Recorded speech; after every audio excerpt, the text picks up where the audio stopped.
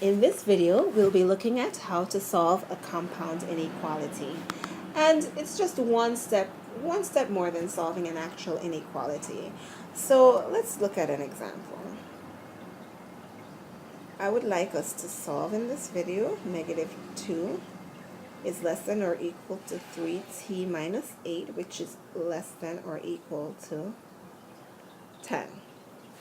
Alright, so here is the only difference between this and a regular inequality. Instead of having two sides, we have three sides, and that's okay. So we're going to treat this exactly the same way we would treat a regular inequality, but whatever we do to one side, we have to do to all three sides. So in this case, we want to get our t alone, so we have to add 8 in order to get closer to having our t alone. But we can't do it to just one thing and not the others. We have to do it to all three parts of our inequality. So we're adding 8 to everything. So on the left, we get 6 is less than or equal to, in the middle, we have 3t, and on the right side, we have 18. Alright, so now we're pretty close to having t alone.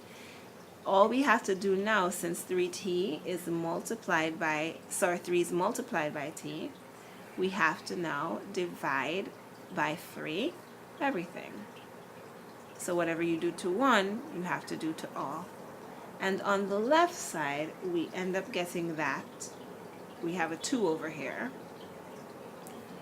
In the middle, the 3's cancel, and we get exactly what we wanted to get, which is a t, which is less than or equal to 6. And that should be your answer. But again, with inequalities, you want to make sure, you want to be comfortable with your answer, because you want to make sure that you're in the right region. So let's just pick a number between 2 and 6, an easy number to work with. So I'm going to try working with 5. Let's try 5 to check, because it's between 2 and 6, which is our answer. Alright, so I'm going to take 5 and I'm going to plug into our original. And our original inequality was that -2 is less than or equal to 3t minus 8, which is less than or equal to 10. And again, this is just a check. It's not required, but if you want to make sure you're getting the answer right, you want to check. So we're going to plug in 5 for t. And in the middle, we get, what is 15 minus 8? We get 7, which is in fact greater than -2 and also less than or equal to 10. So that's a great sign that our answer is in the right region. Alright, so let's try another. Alright, so this is an OR inequality, and it looks harder, but in fact it's not harder. It's just, it can be solved just like two inequalities, not a big deal. So what we want to do for this, because we have either 2x plus 3 is less than 5 or 4x minus 7 is greater than 9, we're not going to jump in and try to solve it all at once like we did for the AND inequality. We're just going to solve it separately. So let's do a little line down the middle here. So we know, we feel like we're doing two separate problems, even though it's the same problem. And we're going to subtract 3 from both sides, because we want that x alone, and we get that 2x is less than 2. And we're dividing both sides by 2. So again, we're working on getting that x alone, and we get that x is less than 1. And that's a part of our solution. Now that we've done the left side, we can go on to the right side and do the same thing to solve for x. We add 7 to both sides, and we get that 4x is greater than 16.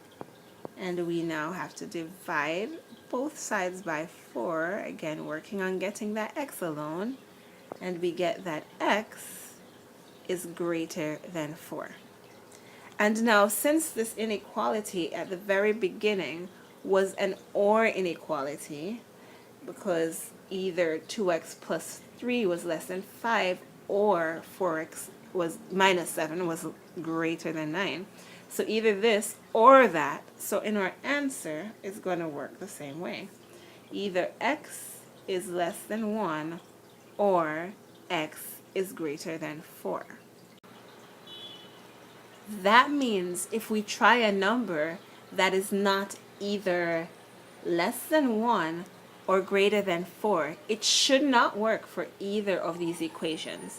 So you're going to try and test this in the opposite way. You're going to try and test to see that a number in between these things don't work. So since x either has to be less than 1 or greater than 4 to work, I'm going to try, let's try 3. Or 2. 2 is even easier to work with. Let's try 2. So if you plug 2 into either of these inequalities at the beginning, it should not work. So test it out. We'll do that over in the corner here. Our first inequality, 2 times 2 plus 3 is less than 5. Is that true? Absolutely not. It doesn't work. And we didn't think it would, so that's great. But we have to test it again on the other inequality, which is 4 times 2 minus 7. Is that greater than 9? No, it's not. It doesn't work. So as we figured out here, it's true that x has to be either less than 1 or greater than 4. Anything in between does not work for either inequality. So we are correct.